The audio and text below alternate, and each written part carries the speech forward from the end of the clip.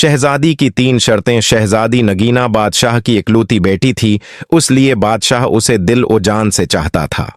वो निहायत खूबसूरत और अक्लमंद थी। जब वो बड़ी हुई तो बादशाह और मलका को इसकी शादी की फिक्र हुई। इसी दौरान उसके 2 शहजादों के रिश्ते भी आ गए।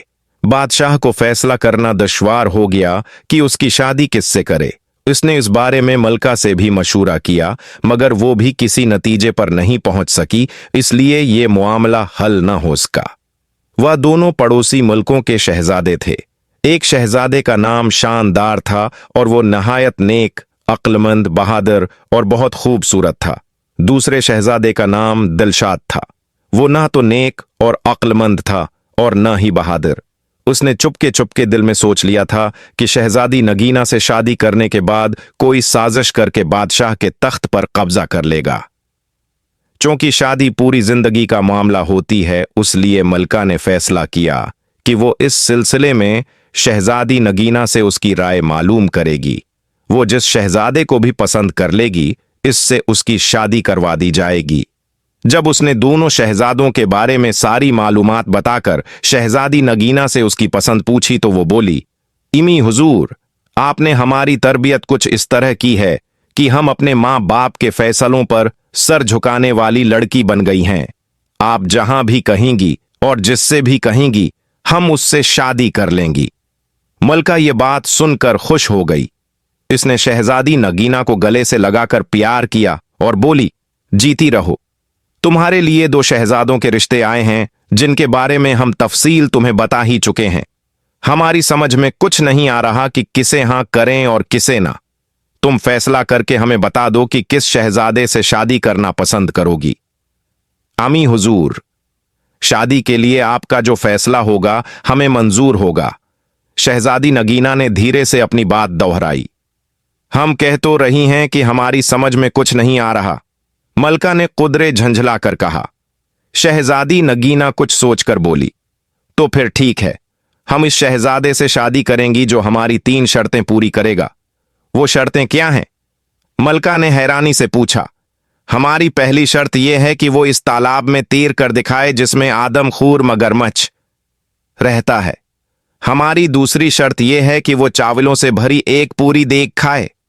हमारी तीसरी और आखिरी शर्त यह है कि वो सोता हुआ घोड़ा लाए और इस पर सवारी करके दिखाए। शहजादी नगीना ने मुस्कुराते हुए कहा। मलका उसे हैरत से घूरने लगी और फिर उठते हुए बोली, उसका मतलब है कि तुम शादी करना ही नहीं चाहती हो। कोई भी तुम्हारी ये अजीब व गरीब शर्तें पूरी नहीं कर सकेगा। तुम्हें पता है तालाब का आदमखोर मगरमच्छ कितना खौफनाक और बड़ा है। किसमें हिम्मत है कि वो उस तालाब में तैर कर दिखाए? फिर कौन सा शहजादा देग भरकर चावल खा सकेगा? शहजादे तो वैसे भी नर्म व नाजुक होते हैं, थोड़ा सा ही कुछ खा लें तो उनका पेट भर जाता है। और सूते हुए घोड़े पर भला कौन सवारी करके दिखाएगा? घोड़ा सोएगा या भागता फिरेगा? आज की बातें सुनकर शहजादी मुस्कुराने लगी। उसे मुस्कुराता देखा तो मलका को थोड़ा सा गुस्सा आ गया। इसलिए वो खफगी से उठकर बादशाह के पास आई और उससे उसकी लाडली बेटी की शिकायत की। आज की बात सुनकर बादशाह के चेहरे पर मुस्कुराहट फैल गई। उसने कहा, मलका, आप शायद भूल गई हैं, आपने भी तो अपनी शादी के लिए 3 शर्तें रखी थीं। बहुत सारे शहजादे उन शर्तों को पूरा करने में नाकाम रहे थे, मगर इन्हें हमने पूरा करके दिखाया था कि नहीं। मलका को वो पुरानी बातें याद आ गई थीं। उन्हें सोचकर वो मुस्कुराने लगी और बोली, अम्मी हुजूर, हमारी शादी अपनी बहन के बेटे से करना चाह रही थीं और वो हमें बिल्कुल पसंद नहीं था, इसीलिए हमने वो शर्तें रखी थीं। फिर हमारी शर्तें तो हिम्मत और जुआ मर्दी वाली थीं। एक आदमखोर शेर का खंजर से शिकार करना था, जिसने कई इंसानों को अपना नवाला बना लिया था। मासूम लोगों को लौटने वाले डाकुओं को गिरफ्तार करना था, जिन्होंने गरीबों की जिंदगी अजीर्ण कर दी थी। और पहाड़ को काटकर एक नहर निकालकर किसानों की बंजर जमीनों को सैराब करना था। हमें फख्र है कि आपने वो तमाम शर्तें पूरी की थीं। आप बहादुर और हिम्मत वाले भी तो बहुत थे। लेकिन मलका, कभी कभी हम ये सोचकर परेशान हो जाते हैं कि अगर हम आपकी शर्तों को पूरा करने से कासिर रहते तो फिर आपसे तो हमारी शादी ही ना होती। बादशाह ने फिक्रमंद होकर कहा। क्यों नहीं होती? मलका ने उठलाकर कहा। हम अपनी शर्तों में ये तब्दीली कर देते हैं कि आप उन्हें शादी के बाद भी पूरा कर सकते हैं। फिर कुछ देर खामोश रहने के बाद वो बोली, पहले हमारी समझ में ये नहीं आ रहा था कि शहजादी की शादी किससे करें। अब ये समझ नहीं आ रहा कि उसे कैसे समझाएं कि वो अपनी बेसरूपा शर्तों से बाज आ जाए। इस बारे में आपको फिक्रमंद होने की जरूरत नहीं। हमारी शहजादी चाहती है कि उसका शौहर बहादुर होने के साथ साथ अक्लमंद भी हो। अगर कोई जरा सी भी अक्ल लड़ाए तो शहजादी की शर्तें बह आसानी पूरी कर सकता है। हम दोनों शहजादों के सामने शहजादी नगीना की शर्तें रख देंगे। जिसने भी उन्हें पूरा कर दिया उसकी शादी शहजादी से कर दी जाएगी। फिर बादशाह ने ऐसा ही किया।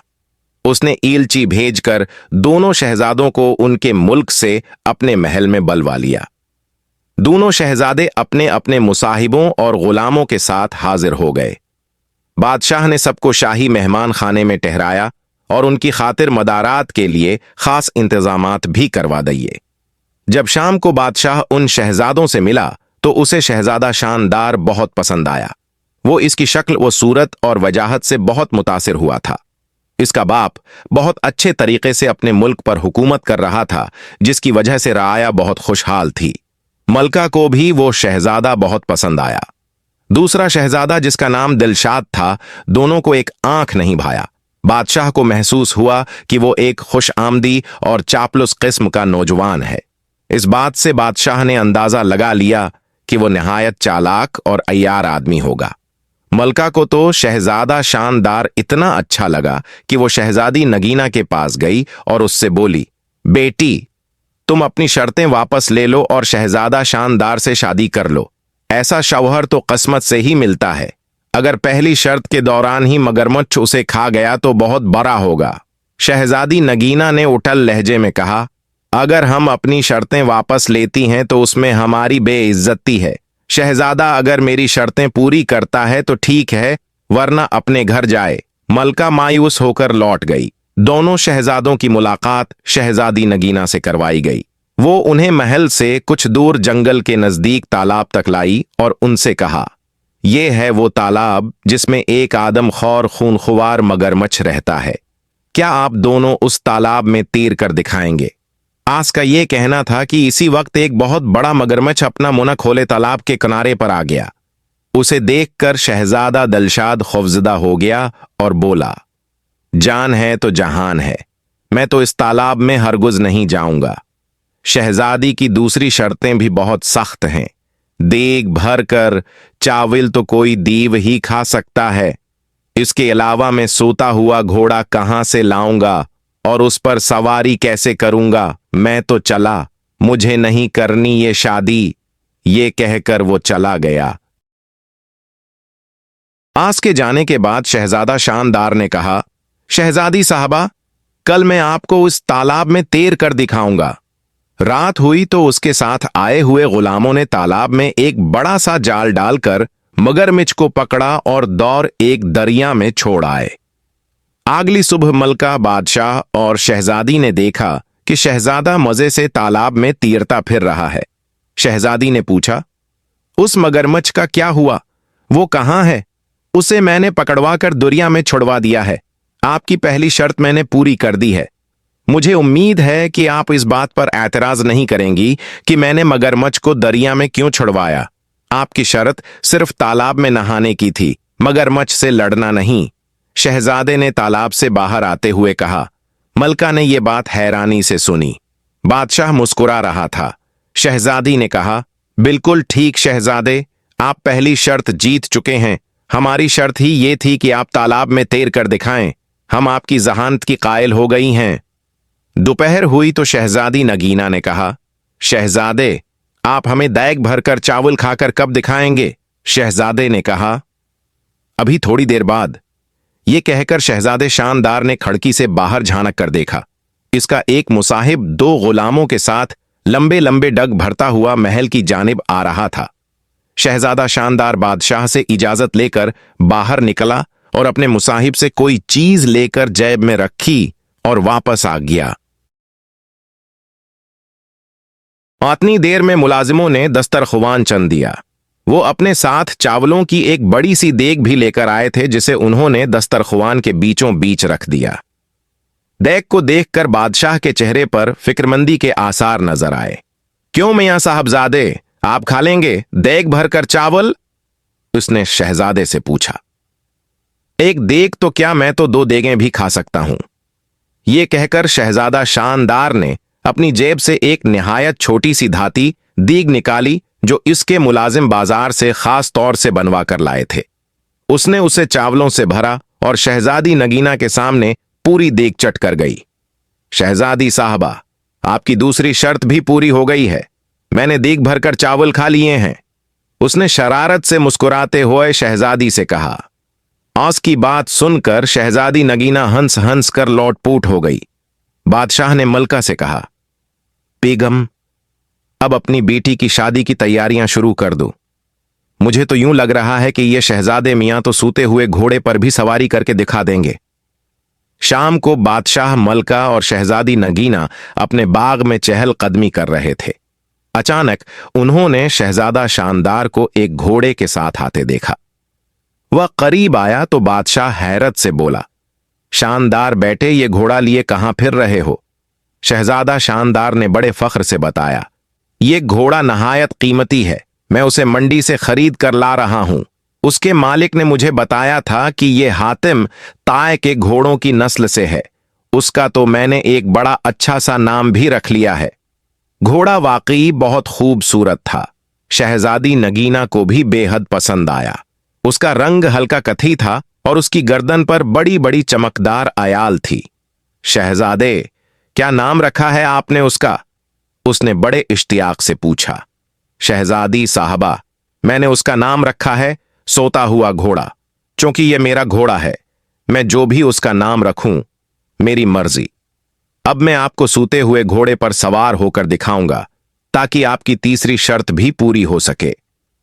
यह कहकर शहजादा शानदार रकाब में पांव डालकर घोड़े पर सवार हो गया और उसे दौड़ाता हुआ बाग का एक चक्र लगाकर दोबारा इन लोगों के पास आ गया। ये सब देखकर मलका और बादशाह का हंसते हंसते बड़ा हाल हो गया था। शहजादी नगीना भी मुस्कुराने लगी थी। कुछ देर बाद वो बोली, अब्बा हुजूर, हम चाहते थे कि हमारी शादी एक ऐसे शहजादे से हो जो बहादुर होने के साथ साथ अक्लमंद भी हो। हमने अपनी शर्तें उसी लिए रखी थीं कि उन्हें पूरा करने वाले की जहानत का इम्तिहान हो सके। खुदा का शुक्र है कि हमें ऐसा शहजादा मिल गया है। आस की बात सुनकर बादशाह और मलका ने सुख का सांस लिया। थोड़े दिनों के बाद दोनों की खूब धूमधाम से शादी हो गई और वो हंसी खुशी रहने लगे।